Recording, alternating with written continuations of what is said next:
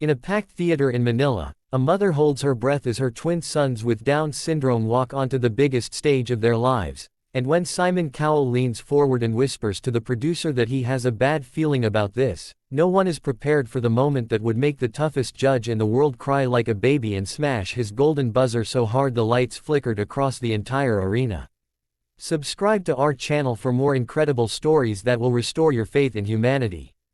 The story begins not in the glamour of the Manila hotel where the judges were staying, but in a small wooden house on the outskirts of the city where the roof leaked when it rained and the walls were covered with crayon drawings of angels. This is where Joshua and Jeremiah lived with their mother, Maria, a former choir teacher who had lost her job when the twins were born 23 years ago, and the doctors told her that her children would never speak clearly, never read, never perform, never amount to anything. Maria remembered that day with perfect clarity, sitting in the sterile hospital corridor while the specialist explained that the boys had Down syndrome and that she should manage her expectations. She looked at the specialist, then looked at her two babies sleeping in their shared bassinet, and she decided right there that expectations were for people who had never met Joshua and Jeremiah. The boys grew up different from how the doctors predicted.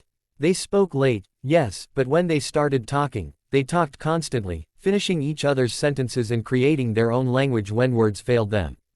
They struggled in school, but they could remember every song they ever heard on the radio, humming the melodies perfectly while other children struggled with math. Maria had no money for music lessons, so she taught them herself, sitting at their second-hand keyboard that was missing 3 keys, showing them how to find the notes that remained. By the time they were 12, Joshua could play anything by ear while Jeremiah sang harmonies that seemed to come from somewhere far beyond their small house. The idea of auditioning for AGT Manila came from a stranger. Maria was selling fried bananas from a cart on the street corner when a tourist from America stopped to buy some and heard the twins singing inside the house. The tourist recorded 30 seconds on her phone and showed it to Maria, tears in her eyes, saying that this was better than anything she had seen on television in years. Maria laughed and said her boys were not for television, they were for singing to the neighbors and making the old ladies smile when they walked past. But the tourist insisted, leaving her email address and begging Maria to consider it. That night, Maria watched videos of previous AGT auditions on a borrowed tablet, and for the first time, she let herself imagine. The application process was brutal. There were forms to fill out, videos to submit, interviews to attend. Each step seemed designed to weed out people like them, people without resources, without connections, without the right clothes or the right look. Joshua and Jeremiah wore their best shirts, the ones Maria had mended so many times the original color was barely visible. They practiced for weeks in front of the cracked mirror, learning to introduce themselves clearly, to look the camera in the eye, to say their names without stumbling. When the email finally came, the one that said they had been selected for a live audition, Maria sat on the floor and cried for an hour while her sons held her hands and sang the songs she had taught them when they were babies. The day of the audition was chaos. The venue was enormous, filled with thousands of people, with dancers in sequins and magicians with doves and singers with professional hair and makeup. Joshua and Jeremiah stood out immediately, not because of their diagnosis but because of their stillness. While everyone else paced and practiced and panicked, the twins stood together, holding hands, watching the chaos with calm eyes. A producer approached them, clipboard in hand, and asked if they understood that the judges were very tough, that Simon Cowell in particular could be harsh, that people had cried on this stage before. Joshua nodded and said that his mother had told him that Simon was just a man, and men could be surprised. When their names were called, the audience barely noticed them walk out. The energy in the room shifted downward, that uncomfortable pause when people see disability on stage and don't know how to react, whether to clap or stay silent, whether to expect something or nothing. The judges' faces told the same story. Heidi Klum smiled warmly but cautiously. Howie Mandel adjusted his glasses as if trying to see them more clearly. Sofia Vergara leaned over to whisper something to Simon, who was already leaning forward, his expression unreadable. And then Simon did what Simon does, he spoke directly, without softening, asking the twins why they thought they deserved to be on this stage. Jeremiah spoke first, his voice slow but clear. He said that they had been singing their whole lives, but only for the people in their street. He said that their mother had taught them that music was for sharing, and that Manila deserved to hear what their street had been hearing for 23 years.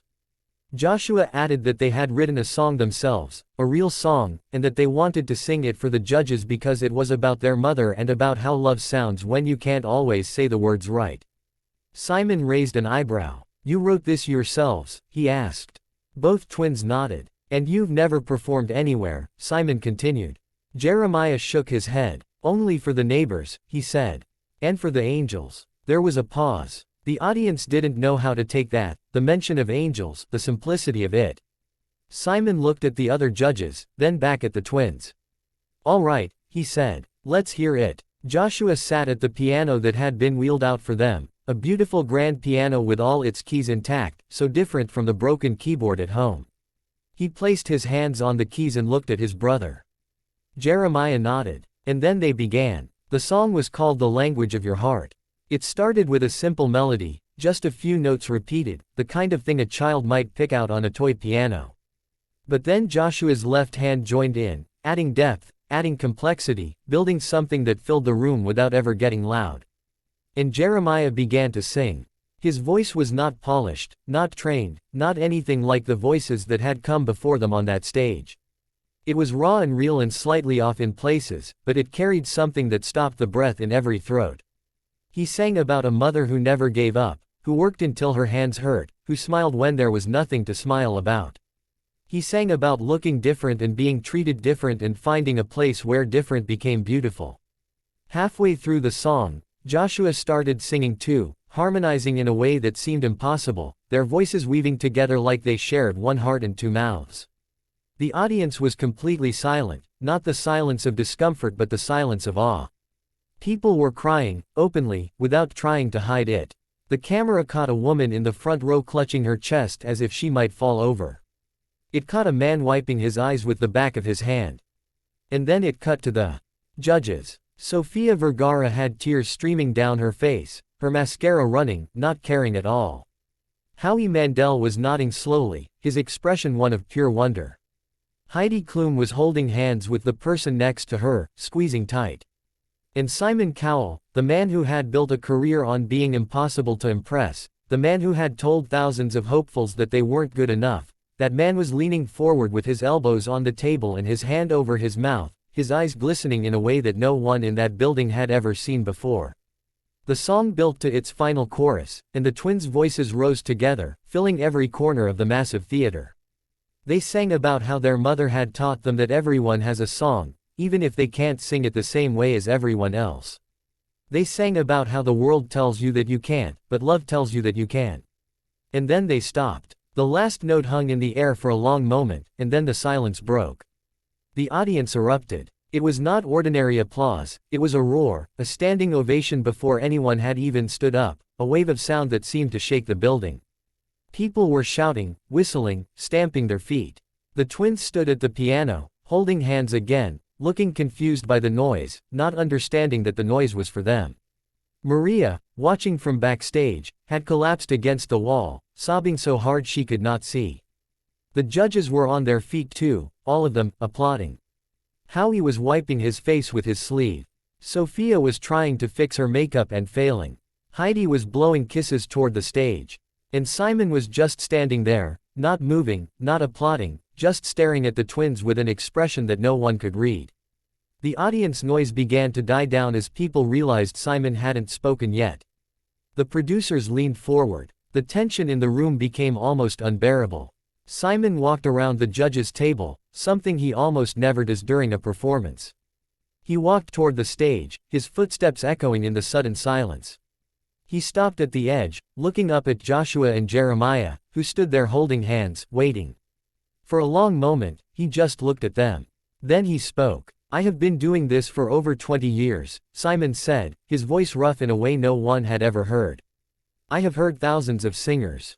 Tens of thousands. And I have never, ever heard anything like that. You wrote that song yourselves. You sang it from a place that most people never find in their entire lives. You made me feel something that I didn't know I could feel anymore." His voice cracked on the last word. The audience gasped. Simon Cowell, crying. Actually crying. He wiped his eyes with the back of his hand, the same way the woman in the front row had done. He took a breath, then another. And then he reached for the golden buzzer. The golden buzzer is the most powerful moment on any AGT stage. When a judge hits it, golden confetti rains down from the ceiling, and the act goes straight to the live shows, skipping every other round. In all the years of AGT Manila, no one had ever seen Simon Cowell hit the golden buzzer for a singing act from the Philippines. He had been asked about it in interviews, and he had always said that the golden buzzer was for special moments, and special moments were rare. But now, with tears still on his face, he walked to the front of the judge's table, raised his hand, and brought it down on the buzzer with a force that seemed to shake the entire building. The golden confetti exploded from the ceiling, cascading down over the stage, over the twins, over everyone. The audience lost their minds. The noise was deafening, and Joshua and Jeremiah just stood there, looking up at the falling gold, reaching out to catch it in their hands, laughing with pure joy. Maria came running from backstage, bursting through the curtain, wrapping her arms around her sons, the three of them holding each other in the golden rain while the crowd roared and the judges applauded, and Simon Cowell stood there, still crying, still staring, still unable to believe what he had just witnessed. But here is where the story takes its first twist. As the confetti settled and the noise began to fade, Simon walked up onto the stage. He approached Maria, who was still holding her sons, and he said something that the microphones barely caught. He said that he wanted to do more than just send them to the live shows. He said that he had a foundation, a real foundation that helped people like Joshua and Jeremiah, people who had been told they couldn't but proved that they could. And he said that if Maria would allow it, he wanted to pay for the twins to have real music training, real piano lessons, real voice coaching, and that he wanted to make sure they never had to worry about money again. Maria stared at him, unable to speak. Joshua and Jeremiah looked at each other, then at Simon. Jeremiah stepped forward, his voice still calm, still clear. He said that they would accept the training, but only if Simon promised one thing. Simon, surprised, asked what that was. Jeremiah said that they wanted to use whatever they learned to teach other kids like them, kids with Down syndrome, kids who had been told they couldn't sing or play or dream. They wanted to start a school, he said. A real school, with a real piano, where every key worked. Simon Cowell, the man who had seen it all, the man who had made and lost fortunes, the man who had judged thousands of acts, stood on a stage in Manila with golden confetti in his hair and tears drying on his face, and he nodded. He shook Jeremiah's hand, then Joshua's hand, then Maria's hand. And he said that he would make it happen. That he would build that school himself if he had to. The second twist came later that night, after the cameras stopped rolling. A man approached Maria backstage, a distinguished Filipino gentleman in an expensive suit. He introduced himself as a representative of a major recording label, the biggest in the country. He said that he had been in the audience by chance, that his daughter had dragged him to the taping, and that he had never been so moved in his entire life. He wanted to offer Joshua and Jeremiah a recording contract. Not a small one, a real contract, with advances and producers and worldwide distribution. Maria sat down hard on a nearby chair. She looked at her sons, who were eating sandwiches and laughing about the confetti, not understanding that their lives had just changed forever. She looked back at the man, at his expensive suit and his sincere eyes. And she said the thing that no one expected. She said no. The man was stunned. He asked why. Maria explained that her sons were not ready for that world, for the pressure and the deadlines and the expectations. She said that they needed to learn first, to grow first, to become the musicians they were meant to become. She said that if Simon Cowell was truly going to help them build a school, then that school came first. The music would come later, when it was real, when it was theirs, when they had something truly worth recording. The man thought about this for a long moment. Then he smiled and said that he understood. He handed Maria his card and told her that the offer would stand, that when the twins were ready, he would be waiting. And then he left, leaving Maria alone with her thoughts and her sons and the impossible reality of what had just happened. The story spread quickly after that. News outlets around the world picked it up. The video of the audition went viral, with millions of views in the first 24 hours. People wrote letters and emails and comments, thousands of them, from every country imaginable. They wrote about how the twins had changed their lives, had made them believe in something again, had reminded them what real talent looked like. And through it all, Joshua and Jeremiah kept singing, kept playing, kept practicing on their broken keyboard while they waited for Simon to fulfill his promise. He did fulfill it. 6 months later, a new building opened on the outskirts of Manila. It was small but perfect, with a dozen pianos, all with all their keys, and classrooms full of light, and teachers who specialized in working with students with disabilities. At the front of the building, a sign read "The Language of Your Heart School of Music." And at the opening ceremony, Joshua and Jeremiah played a duet, the same song they had played on the AGT stage, while their mother watched from the front row and cried happy tears. The third twist came during that ceremony. A representative from the recording label appeared again, this time with a different offer. He said that the label wanted to produce an album, but not a commercial album. A charity album. All proceeds would go directly to the school, to expanding it, to building more schools in other cities. And this time, Maria said yes. The album was recorded in a real studio, with real producers, but the twins insisted on one thing. They wanted to include songs by their students, the kids who had come to the school, the kids who had been told they couldn't. And so the album became something more than music, it became a document of possibility, a recording of voices that the world had tried to silence. It went to #1 in the Philippines. Then it charted in other countries. Then it caught the attention of musicians around the world, famous musicians who reached out to collaborate, to help, to be part of something bigger than themselves. And through it all, Joshua and Jeremiah remained exactly who they had always been, two brothers from a small house with a leaky roof, who loved to sing and who believed that everyone deserved to be heard. Simon Cowell visited the school a year later. He sat in on a class, watching as the twins taught a group of young students with Down syndrome how to find the notes on the piano. He saw the patience in their hands, the kindness in their voices, the joy on every face in that room. And later, talking to Maria, he said something that surprised even her. He said that in all his years in entertainment, he had never been part of anything as meaningful as this. He said that hitting that golden buzzer was the best decision he had ever made, not because of the ratings or the publicity, but because of this room, these children, this moment. Maria thanked him, but she also corrected him gently. She said that the golden buzzer was just a button. What mattered was what happened after. What mattered was that two boys with Down syndrome had stood on a stage and refused to be defined by what they couldn't do. What mattered was that the world had listened. Today, the school has expanded to 3 locations, with plans for more. Joshua and Jeremiah still teach, still perform, still write songs. They have appeared on stages around the world, but they always come back to Manila, back to the classrooms where the real work happens. They have proven that talent has no diagnosis, that music has no limits, that the human heart speaks a language that everyone can understand. And so we come to the end of this story, but not the end of the journey. The twins are still singing. The school is still growing. And somewhere out there, another child with Down syndrome is sitting at a piano, finding the notes, dreaming of a stage. That child might be in your city, your town, your neighborhood. That child might be watching this video right now. From which part of the country are you watching this video? Tell us in the comments below. Share your location and let us know if stories like this inspire you. And if you believe that everyone deserves a chance to be heard, hit that subscribe button right now. Join our community of people who celebrate the extraordinary in the ordinary. Because the next golden buzzer moment could come from anywhere. It could come from your street. It could come from your heart.